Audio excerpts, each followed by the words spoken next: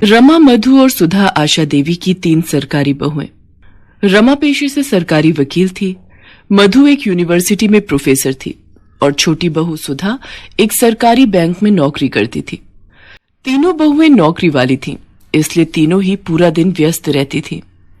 इसी वजह से रोजाना किसी न किसी बात पर तीनों बहुओं में लड़ाई हो ही जाती थी, खासकर तब जब होता था इतवार यानी कि संडे। क्या बात है आशा जी, आज सुबह सुबह सब्जी मंडी होकर आ रही हो? आज इतवार है ना, बहू बेटे देर से सोकर उठेंगे, सोचा घर पर क्या करूं, मंडी ही हो आती हूँ। अच्छा, आज तो तीनों बहुओं की छुट्टी होगी। चलो बढ़िया है, तीनों बहुएं सरकारी नौकरी वाली हैं। वैसे तीनों ही काम वाली हैं तो आपस में बर्तन खड़क ही जाते होंगे। अरे नहीं, मेरी तीनों बहुओं में बहुत प्रेम है, उनमें कभी कोई लड़ाई नहीं होती। अभी तक तो सब उठकर अपना अपना काम निपटा चुकी होंगी। अपनी वकालत घर में मत झाड़ो भाभी, मैं भी बड़े स्कूल में प्रोफेसर हूँ, मुझे भी गणित आती है। आलू के पराठे में प्याज नहीं डलेंगे, सिर्फ आलू पराठा ही बनेगा। अच्छा, मैं भी देखती हूँ कि तुम आलू के मसाले में प्याज कैसे नहीं मिलाती हो। तुम अकेली आलू का पराठा खाने वाली नहीं हो, हम सब हैं। अरे तो किसने मना किया? 6 आलू हैं, 2-2 तीनों के हो गए, ये 2 मेरे, ये 2 मेरे। ओहो, बहुत बढ़िया, खुद दोनों ने बढ़िया बढ़िया आलू रख लिए और मुझे ये गले हुए खराब दे दिए। बड़ी चालाक हो आप दोनों तो। अरे मैं भी बैंक में नौकरी करती हूँ, सारा हिसाब किताब मुझे भी पता है। ये आधा आलू खराब है, ये मैं क्यों रखूं? मैं अपना आलू नहीं दूंगी। मैं भी क्यों दूं? इतनी मुश्किल से संडे आता है, आलू पराठे खाने का ये मौका मैं क्यों छोड़ दूं? आलू तो मैं लेकर ही रहूंगी, देखती हूँ कौन मुझे रोकता है।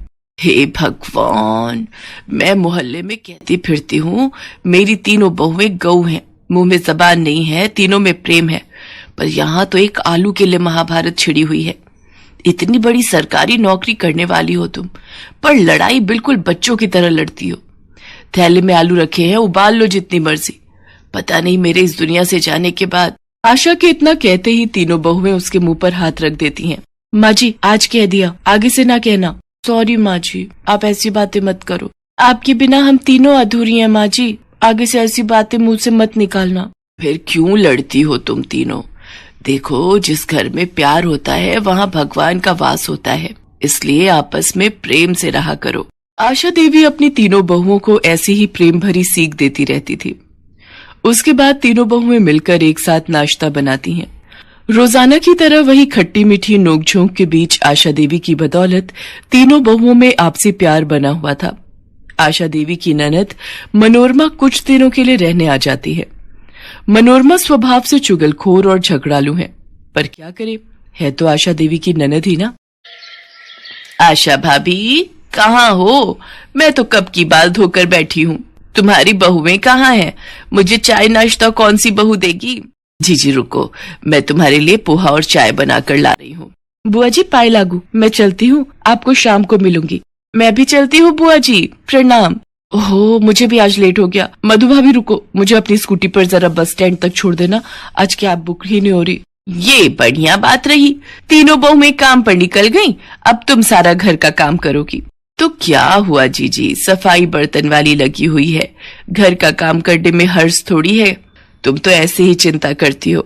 ये लो पोहा और चाय लो, बाकी सब चिंता छोड़ दो। मनोरमा की बुरी आदत चुगली करने की बाज कहाँ आने वाली थी। जब आशा ने उसकी बात को अनदेखा कर दिया तो वो तीनों बहुओं को भड़काने लगी। अरे रमा बहू, क्या कर रही हो? अंदर आ जाऊं? हाँ बुआ जी, ये भी कोई पूछने की बात है, आपका अपना घर है, कहीं भी आओ जाओ। अच्छा, अलमारी में कपड़े लगा रही हो? सचमुच कितना थक जाती हो। नहीं, ऐसी कोई बात नहीं है बुआ जी, वो कल मधु ने मशीन लगाई थी तो कपड़े धोकर रख दिए थे, वही तह लगा रही हूँ। अच्छा, तभी मधु का मुंह बना हुआ था, बोल रही थी सारा दिन अकेले काम में लगी रहती हूँ। वो प्रोफेसर है ना तो जल्दी घर आ जाती है, इसलिए वो ज्यादा काम करती है। अच्छा, ऐसा कहा? पर ऐसी तो कोई बात नहीं है, मैं और सुधा हम दोनों भी तो इतना काम कर लेती हैं। मधु फालतू की बातें कर रही है। रमा को भड़काने के बाद मनोरमा ने मधु और सुधा को भी झूठ मूठ की पट्टी पढ़ा दी। क्या? रमा भाभी और सुधा ने ऐसा कहा? उनसे ज्यादा घर खर्च में पैसे मैं लगाती हूँ। उन दोनों की इतनी हिम्मत ये कहने की कि वो मेरे से ज्यादा घर खर्च करती हैं। आपको पता है बुआ जी, कितनी बार रमा भाभी और सुधा के जन्मदिन एनिवर्सरी पर मैंने महंगे महंगे तोहफे लाकर दिए हैं। अच्छा हुआ बुआ जी आपने मुझे बता दिया, ये दोनों मेरे बारे में क्या सोचती हैं। मनोरमा तीनों बहुओं में फूट डाल चुकी थी। तीनों बहुओं के व्यवहार में फर्क साफ दिखाई दे रहा था। ये तीनों को क्या हो गया है? आज इतवार के दिन घर में इतनी शांति कैसे बनी हुई है? रमा बहू क्या हुआ? आज रसोई में कुछ स्पेशल नाश्ता नहीं बनाना क्या?